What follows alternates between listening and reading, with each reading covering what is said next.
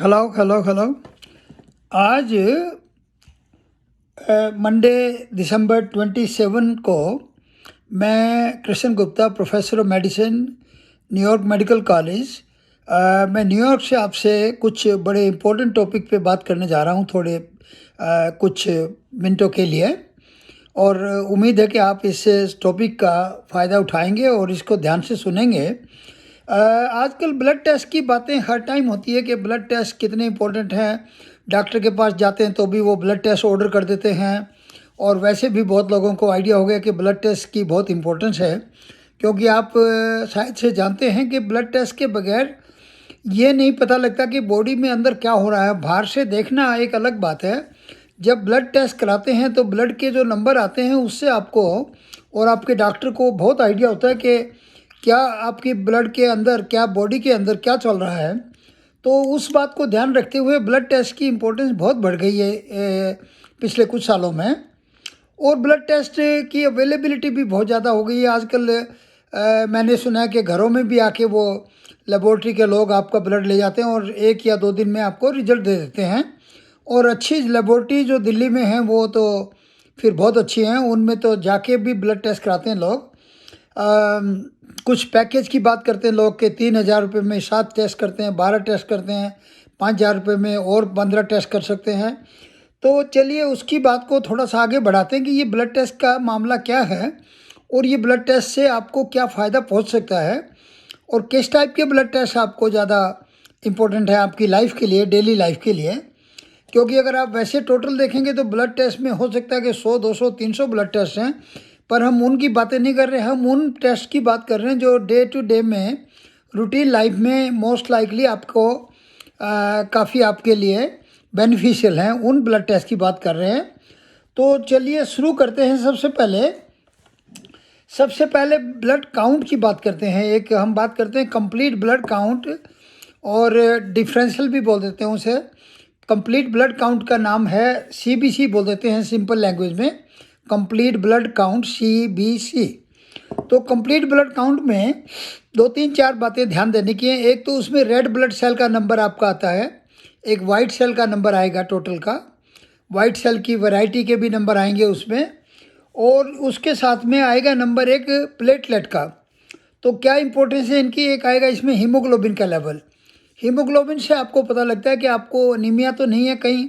Haemoglobin का level अक्सर normally हम मानते हैं कि 12-13 से ज़्यादा होना चाहिए, और अगर 6, 7, 8, 9 अगर है तो इसका मतलब गड़बड़ है और आप अनीमिया से सफ़र कर रहे हैं। तो आपको अनीमिया का ट्रीटमेंट ढूंढना पड़ेगा और आपके ब्लड के एक्सपर्ट से या कि अपने प्राइमरी के डॉक्टर से, अपने फिजिशियन से बात करनी पड़ेगी कि अनीमिया क्यों है आपको। तो एक तो आ गई बात हीमोग्लोबिन की। रेड ब्लड सेल भी अगर अनीमिया है तो कम होंगे, क्योंकि रेड ब्लड सेल की वजह से ही हीमोग्लोबिन का नंबर आता है। कुछ मेडिकल कंडीशन ऐसी भी हैं जिसमें रेड ब्लड सेल का नंबर बहुत बढ़ जाता है। वो रेयर कंडीशन है, उसे हम पॉलीसाइथीमिया बोलते हैं। हम उसमें नहीं जा रहे आजकल, क्योंकि वो बहुत आज के दिन उसको डिस्कस करना ठीक इसलिए नहीं है कि वो बहुत अनयूजुअल कंडीशन है। वाइट सेल काउंट से पता लगता है कि बॉडी में इन्फेक्शन तो नहीं है, कि जैसे आपके किसी पार्ट में बॉडी में इन्फेक्शन है, अगर मान लीजिए यूरिन में इन्फेक्शन है, तो नॉर्मली हम मानते हैं कि 4,000 से लेके 11,000 का नंबर जो है वो है वाइट सेल काउंट का टोटल। और अगर 11,000 से ज़्यादा का वाइट सेल काउंट हो गया तो इसका मतलब बॉडी में इन्फेक्शन आपके चल रही है। तो इन्फेक्शन का आपके डॉक्टर को इन्फेक्शन ढूंढनी पड़ेगी कि कहाँ से इन्फेक्शन है, और क्या लंग में इन्फेक्शन है कि यूरिनरी ट्रैक्ट में, किडनी में, कहाँ पे इन्फेक्शन है, और अकॉर्डिंगली उसके लिए एंटीबायोटिक्स वगैरह देके और उसको ट्रीट करना पड़ेगा। और ये देखना पड़ेगा कि वो वाइट सेल काउंट आपका ठीक आ गया है। तो ये बात तो हो गई हीमोग्लोबिन और CBC की। इससे आगे चलते हैं हम।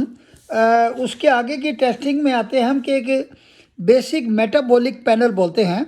और मेटाबॉलिक पैनल में क्या होता है कि सोडियम और पोटासियम और ब्लड ग्लूकोज, किडनी का लेवल, यूरिया नाइट्रोजन का लेवल, तो ये सब चीज़ें आ जाती हैं आपकी बेसिक मेटाबॉलिक प्रोफाइल में। सोडियम और पोटासियम ज़्यादा होना या कम होना कुछ मेडिकल कंडीशन है जो मैं आपसे आपके डॉक्टर के लिए छोड़ देता हूं, क्योंकि आप ये देख लें कि अगर वो नॉर्मल लेवल नहीं है तो इसका मतलब आपके डॉक्टर से आपको सलाह लेनी पड़ेगी कि नॉर्मल क्यों नहीं है। उसी तरह से किडनी का अगर आप देखेंगे तो क्रिएटिनिन का लेवल बहुत हाई है या abnormal है, तो दैट मीन्स कि किडनी में प्रॉब्लम है। यूरिया नाइट्रोजन का बढ़ना भी किडनी की प्रॉब्लम को डायरेक्शन देता है उस साइड में। कैल्शियम का लेवल भी इसमें बेसिक मेटाबॉलिक प्रोफाइल में आ जाएगा आपका।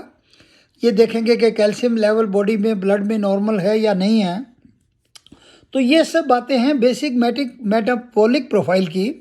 और बेसिक मेटाबॉलिक पैनल या बेसिक मेटाबॉलिक प्रोफाइल या पैनल, जो भी आप यूज़ करें वर्ड, ये सब उसके लिए इम्पोर्टेंट है। ये भी आप अपने ब्लड टेस्ट में करवाएं। इससे आगे चलते हैं हम कोलेस्ट्रॉल के बारे में। कुछ कोलेस्ट्रॉल का टेस्ट करवाना बहुत ज़रूरी है। फास्टिंग अगर आप कराते हैं तो कोलेस्ट्रॉल और ट्राइग्लिसराइड वगैरह के नंबर बेटर माने जाते हैं। तो ट्राई करें कि लंच या डिनर के बाद में ब्लड टेस्ट ना कराएं। ट्राई करें कि रात भर की फास्टिंग के बाद ब्लड टेस्ट कराएंगे तो ज़्यादा अच्छा रहेगा। तो कोलेस्ट्रॉल में क्या देख रहे हैं आप कि टोटल कोलेस्ट्रॉल नंबर देख रहे हैं, ट्राइग्लिसराइड का नंबर देखना चाहते हैं आप जानना चाहते हैं कि एचडीएल का नंबर क्या है, कम तो नहीं है कहीं, एलडीएल का नंबर कहीं ज़्यादा तो नहीं है, ये भी देखना चाहते हैं आप। तो ये 4 बातें अगर याद रखेंगे तो कोलेस्ट्रॉल की सारी नॉलेज आपको मिल जाएगी। और कोलेस्ट्रॉल के बारे में हम अपने एक अलग से सेपरेट वीडियो में पहले डिस्कस कर चुके हैं कि आपको जानना चाहिए कि टोटल कोलेस्ट्रॉल कितना है आपका, एलडीएल कितना है, एचडीएल का नंबर कितना है और ट्राइग्लिसराइड कितना ज़्यादा है या क्या बात है कोलेस्ट्रॉल उसकी ट्राइग्लिसराइड की। तो ये बात आ गई आपके लिपिड के प्रोफाइल की। इससे आगे चलते हैं हम लीवर के बारे में। अब ये बात आपको मालूम है कि लीवर बहुत इंपॉर्टेंट ऑर्गन है आपकी बॉडी का, तो लीवर के टेस्ट भी होने चाहिए। लीवर में वो एक एल्ब्यूमिन होती है जो कि लीवर एल्ब्यूमिन बनाता है, तो ये देखना है कि एल्ब्यूमिन का लेवल ठीक है या नहीं है। बिलीरुबिन का लेवल देखना है। बिलीरुबिन का मतलब है कि जिन लोगों को लीवर की प्रॉब्लम हो जाती है, जॉन्डिस हो जाती है जिनको, उनका बिलीरुबिन का लेवल बढ़ जाता है। तो ये भी एक इम्पोर्टेंट आइटम बनेगा आपकी लाइफ के लिए। कुछ लीवर के एंजाइम होते हैं जो कि आपको बताते हैं कि लीवर आपका ठीक काम कर रहा है या कि नहीं कर रहा है। उन एंजाइम को हम SGOT, SGPT या कुछ इस टाइप के नाम हैं उनके। उन नाम में डाल जाके आप उसमें देखेंगे तो आपको पता लग जाएगा। जैसे अल्कलाइन फास्फेटेज एक एंजाइम है, एस्पार्टेट एक एंजाइम है, एलानिन एक एंजाइम है। तो ये अगर एंजाइम के level with in normal range हैं, क्योंकि जब आप लेबोरेटरी की रिपोर्ट मिलती है आपको तो आपको पता लग जाता है कि हर चीज़ का नॉर्मल लेवल कितना है। थोड़ा थोड़ा हर लेबोरेटरी में नॉर्मल लेवल हो सकता है, अलग अलग हो, लेकिन अगर आप नॉर्मल लेवल में हैं तो ठीक है। अगर एबनॉर्मल है तो लीवर की प्रॉब्लम का संकेत आपको मिल जाएगा। जहाँ हम लीवर की बात कर रहे हैं तो ये ध्यान रखें कि हेपेटाइटिस बी और हेपेटाइटिस सी, ये 2 लीवर की बहुत बड़ी प्रॉब्लम है। और आपने सुना होगा कि उससे लीवर फेलियर हो जाता है, लोगों को लीवर का कैंसर भी हो जाता है कई सालों के बाद में। तो ये भी एक ध्यान रखें कि एडल्ट लाइफ में एक बार अपना हेपेटाइटिस बी का टेस्ट भी करवाएं और एक बार हेपेटाइटिस सी का भी टेस्ट करवाएं, क्योंकि वैसे तो सारे वर्ल्ड में हेपेटाइटिस बी और सी है, लेकिन इंडिया में हेपेटाइटिस सी और बी की संख्या काफ़ी ज़्यादा है। और अगर आपको मालूम पड़ गया कि बी और सी में गड़बड़ है, कहीं आपको हेपेटाइटिस बी है या सी है, तो नेचुरली आप लीवर के एक्सपर्ट से कंसल्ट करके और आप प्रॉपर इलाज करवा सकते हैं। आजकल रिसर्च से हेपेटाइटिस सी का तो इतना 100% इलाज आ गया है कि अगर वो आपने एक बार हेपेटाइटिस सी का टैबलेट का ट्रीटमेंट ले लिया तो हेपेटाइटिस सी आपकी लाइफ से चला जाएगा और आपको लीवर के कैंसर का और लीवर के फेलियर होने का वो खतरा आपसे निकल जाएगा। कुछ और टेस्ट हैं। एक PSA का मैंने पहले एक अलग वीडियो में प्रोस्टेट कैंसर के बारे में जिक्र किया है। नेचुरली PSA का टेस्ट तो सिर्फ मैन के लिए है और PSA का टेस्ट भी जो 40-45 की उम्र के बाद में है, एटलीस्ट उनको एवरी ईयर एक PSA का ब्लड टेस्ट करवाना बहुत फ़ायदेमंद बात है। नेक्स्ट हम चलते हैं कि थायराइड ग्लैंड जो नेक में होता है, थायराइड के वैसे तो 3-4 तरह के टेस्ट होते हैं, लेकिन एक जो इम्पोर्टेंट टेस्ट है उसको बोलते हैं हम TSH। TSH का अगर ब्लड टेस्ट करवाते हैं आप और वो TSH का ब्लड टेस्ट अगर आपका नॉर्मल रेंज में है, हम अमेरिका में 6.5 का नंबर जो है 0 से 6.5 तक को PSA का तो TSH का नंबर हम मानते हैं उसका। दोबारा से चलता हूँ मैं आपको। TSH का नंबर हम मानते हैं 4 साढ़े 4 तक का नंबर है। तो TSH को आप ध्यान देंगे, TSH से आपका ब्लड टेस्ट नॉर्मल है तो ठीक है, और TSH का अब नॉर्मल लेवल आता है तो इसका मतलब आपको थायराइड की प्रॉब्लम है और आपको थायराइड के एक्सपर्ट से बात करना ज़रूरी हो जाएगा। उससे आगे चलते हैं हम यूरिक एसिड का। यूरिक एसिड ब्लड में टेस्ट करवाएं। गाउट की डिजीज़ का नाम आपने शायद से सुना होगा। अगर यूरिक एसिड बढ़ जाता है तो लोगों को गाउट का अटैक होना शुरू हो जाता है, जोड़ों में दर्द, और वो यूरिक एसिड जोड़ों में जमा होकर वो आपको गाउट की प्रॉब्लम पैदा कर देता है। तो उससे भी आपको टेस्टिंग से आपको पता लगेगा कि कहीं गाउट की तरफ तो नहीं जा रहे हैं आप लोग। और आप इसके साथ में आजकल चर्चा काफ़ी ज़्यादा है विटामिन डी लेवल की। विटामिन डी का भी ब्लड टेस्ट का लेवल करवाएं, और विटामिन डी का लेवल अगर कम है तो आपको मालूम है कि वो विटामिन डी आपको लेना पड़ेगा, क्योंकि विटामिन डी के बारे में कंट्रोवर्सी है थोड़ी, लेकिन उसके बावजूद भी, हालांकि इंडिया में सनलाइट काफ़ी है, लेकिन उसके बावजूद भी आपने देखा होगा बहुत लोगों का विटामिन डी लेवल कम है।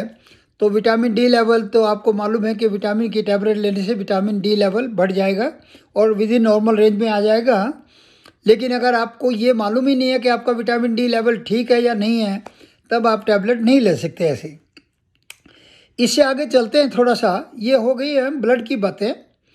ये याद रखें कि मैन और वीमेन में ब्लड के टेस्ट में कोई फ़र्क नहीं है ज़्यादा। सिर्फ वो प्रोस्टेट का जो PSA की बात है उसको छोड़ दें, वो तो सिर्फ नेचुरली मैन के लिए है।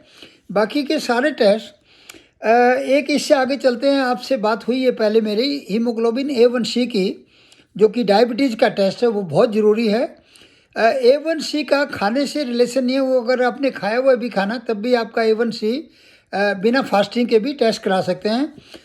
और A1C का अलग से वीडियो में मैं काफ़ी आपसे डिस्कस कर चुका हूँ कि नॉर्मल लेवल कितना होना चाहिए, और A1C कितना हो तो डायबिटीज़ है, कितना है तो प्री डायबिटीज़ है।